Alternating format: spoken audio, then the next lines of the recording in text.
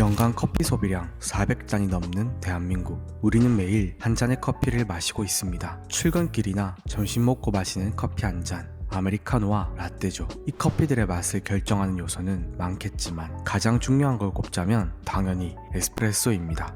그런데 우리는 에스프레소를 얼마나 알고 있을까요? 다른 커피는 많이 마시지만 에스프레소는 잘 마시지 않잖아요. 아는 맛이 무서운 만큼 알고 마시면 더 맛있는 에스프레소. 에스프레소의 역사부터 머신 추출 방법, 에스프레소의 종류까지 에스프레소의 모든 것을 총망라한 에스프레소 깨부시기 함께 하시죠. 에스프레소를 처음 마셨을 때 진짜 도대체 왜 이런 거를 마시는지 이해가 안 가더라고요. 처음 카페를 운영할 때 이제 저는 에스프레소를 안 좋아하니까 메뉴에 안 넣었거든요. 근데 제가 카페를 오픈하고 얼마 지나지 않아서 큰 참사가 벌어졌습니다. 어느 날 커피를 조금 많은 손님들이 오시게 됐고 에스프레소 한 잔 주세요 라고 하니까 당황해가지고 제가 에스프레소 잔도 없으니까 테이크아웃 담아드렸거든요. 그분이 돌아가서 이제 블로그나 이런 곳에 되게 안 좋은 리뷰를 낙인처럼 남기셨거든요. 솔직히 말씀드려서 이제 좋은 커피니까, 좋은 원두니까 맛있겠지라는 좀 교만도 있었던 것 같아요. 저는 이렇게 크게 한 대 맞고 공부를 시작했지만 여러분들은 조금 더 좋은 출발을 하셨으면 하는 마음으로 이 컨텐츠를 만들었습니다. 에스프레소의 시작은 한 호텔리어의 불만에서부터 시작되었다고 합니다. 안젤로 모리온도라는 사람이 호텔 바를 운영하면서 늘 문제를 안고 있었죠. 커피 한 잔을 만드는데 5분이 넘게 걸린다는 것이었습니다. 그래서 그는 증기압으로 커피를 빠르게 뽑아내는 기계를 만들어서 박람회에 출품했는데 이게 단백질 만드는 기계로 기록되면서 동메달을 수상을 하게 됩니다. 근데 이 모리온도라는 사람은 아쉽게도 이 기계를 대량 생산하진 않았고 자기 가게에만 설치해서 보존을 했었습니다. 그때 이제 에스프레소라는 이름을 가지진 못했었죠. 17년 뒤에 벨제라와 파보니가 등장해서 카페 에스프레소라는 단어를 세상에 처음으로 선보였습니다.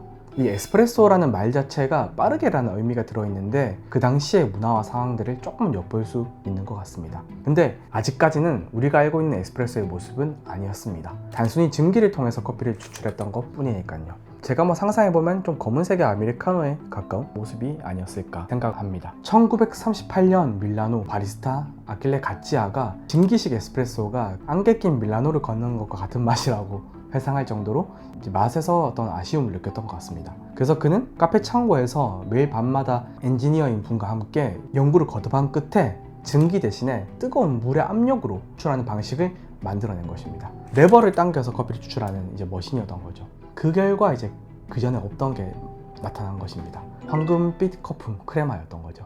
사람들이 처음에는 이 크레마를 보고 좀 부정적이었다고 합니다. 왜냐하면 커피에서 본 적이 없던 이상한 이 찌꺼기 같은 거품은 뭐냐 이런 얘기를 했는데 그때 이 가찌아가 굉장히 똑똑했던 게 이 위기를 기회로 바꾼 거죠. 천연 커피 크림이다. 며칠 만에 밀라노 시민들이 그 커피를 마셔보려고 줄을 섰다고 합니다. 이 크레마라는 것이 사람들에게 엄청난 영향을 준 겁니다.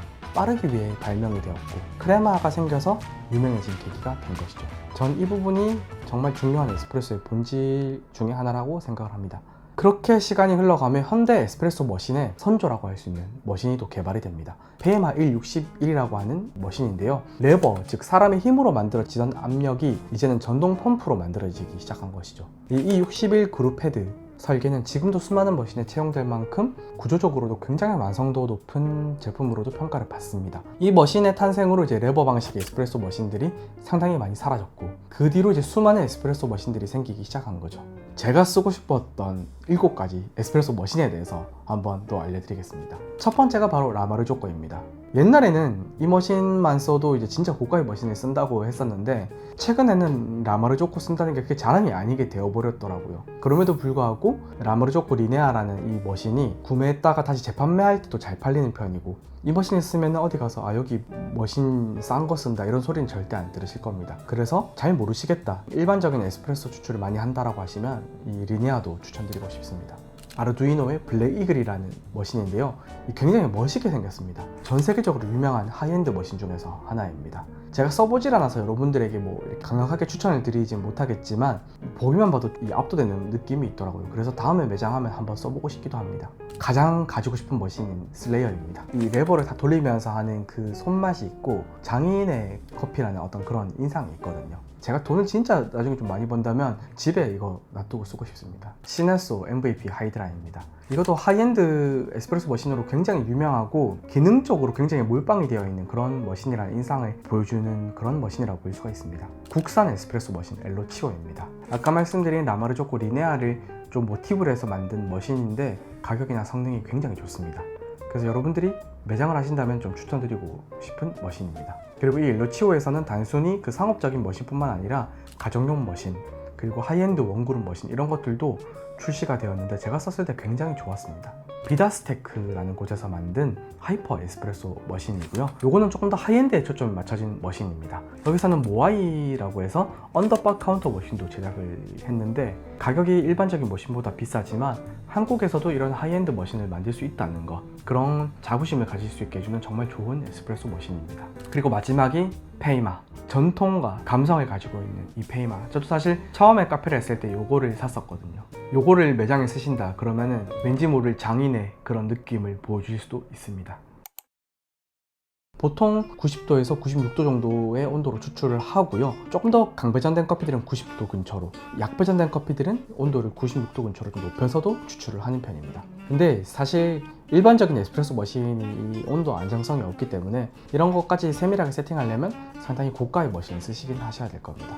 그리고 자연스럽게 에스프레소는 빠르게 추출해야 되고 압력이 형성되어야 되니까 분쇄도가 가장 가늘 겁니다. 모든 추출 방식 중에서. 그리고 추출 같은 경우에는 18g 원두를 쓰고 25초에서 30초 사이에 총 36ml의 커피를 추출하는 게 상당히 이제 스탠다드한 추출로 많이 알려져 있습니다. 그리고 중요한 핵심인 크레마라는 게 아름답긴 한데 직접 연구해보고 맛을 보니까 크레마는 오히려 쓴맛이 난다 라는 그런 결과도 있었다고 합니다. 제 경험상 아메리카노가 아니라 에스프레소로 음용을 할 때는 산미 있는 커피보다는 깔끔한 커피로 에스프레소를 내리면 바디감이 굉장히 좋고 단맛으로 이제 느껴지기도 했었던 것 같습니다. 원래 에스프레소는 7g에서 8g으로 샷 하나를 추출했다고 합니다. 그것을 싱글샷이라고 하는데 지금 판매되는 모든 아메리카노의 거의 반 정도 되는 양이죠. 이렇게 생각해보면 이탈리아에서 마시는 에스프레소 2잔이랑 한국에서 마시는 커피 한 잔이랑 비슷한 카페인의 함량을 가지기도 합니다. 그래서 이번에 제가 이 리스트레토와 에스프레소 룽고를 설명할 때는 18g 원두를 기준으로 생각을 했고요. 리스트레토 같은 경우에는 보통 1대1, 1대1.5 정도의 비율을 가지고 있습니다. 이렇게 추출하면 쓴맛이 조금 더 적어질 수가 있고 조금 더 진하고 달콤해지는 편이죠. 그러다 보니까 플랫 화이트 베이스로 상당히 이제 인기가 있습니다. 그 다음이 에스프레소인데 에스프레소는 보통 1대2의 비율로 추출을 많이 합니다. 산미나 단맛, 바디 균형 이런 것들이 균형 잡힌 표준 레시피라고 보시면 됩니다. 그 다음이 룽고인데요. 룽고는 1대2.5에서 1대3 정도까지 비율이 가고 바디가 조금 더 가볍지만 여운이 길고 라이트 로스팅에서도 이제 꽃향기나 이런 게 드러나도록 되는 그런 커피가 되기도 합니다. 이탈리아식으로 전통적인 에스프레소를 마신다면 이제 보통 작은 탄산수나 생수 같은 거를 같이 주시는데 입안을 이제 헹궈서 미각을 좀 정돈을 합니다. 그리고 설탕을 꼭 넣을 수도 있고 넣지 않더라도 티스푼으로 이제 커피를 좀 가볍게 저어줍니다. 실제로 에스프레소를 추출해보면 상단과 하단의 크레마도 다르고 성분들도 좀 다르기 때문에 잘 섞어서 이제 향미의 밸런스를 맞춰주는 거죠. 그리고 나서 추출 온도가 막 떨어지기 전에 두세 모금만을 신속하게 마시는 게 좀 정석이긴 합니다. 그렇게 마시고 나서 입안 가득 남아있는 그런 긴 여운을 즐기는 거, 이게 좀 더 전통적인 에스프레소를 즐기는 방식이죠.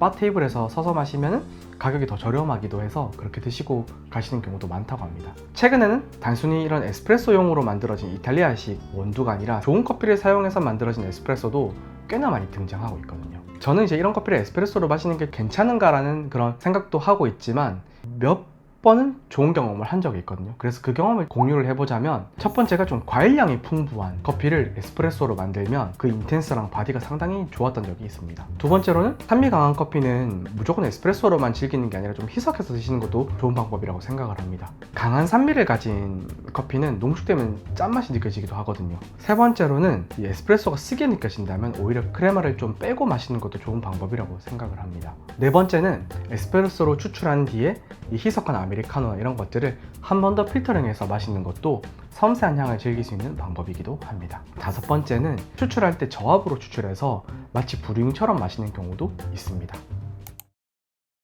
그러면 끝으로 무엇이 좋은 에스프레소일까요? 에스프레소의 본질은 무엇인가? 저는 사실 에스프레소의 본질은 크레마와 빠른 추출에 있다고 생각을 합니다. 그것을 제외하고 난다면 그게 과연 에스프레소라고 표현할 수 있을까라는 생각도 한번 해보게 된 것이죠. 그리고 결국 좋은 커피는 좋은 재료에서부터 시작이 됩니다. 에스프레소 맛집이 있다면 댓글로 한번 알려주십시오.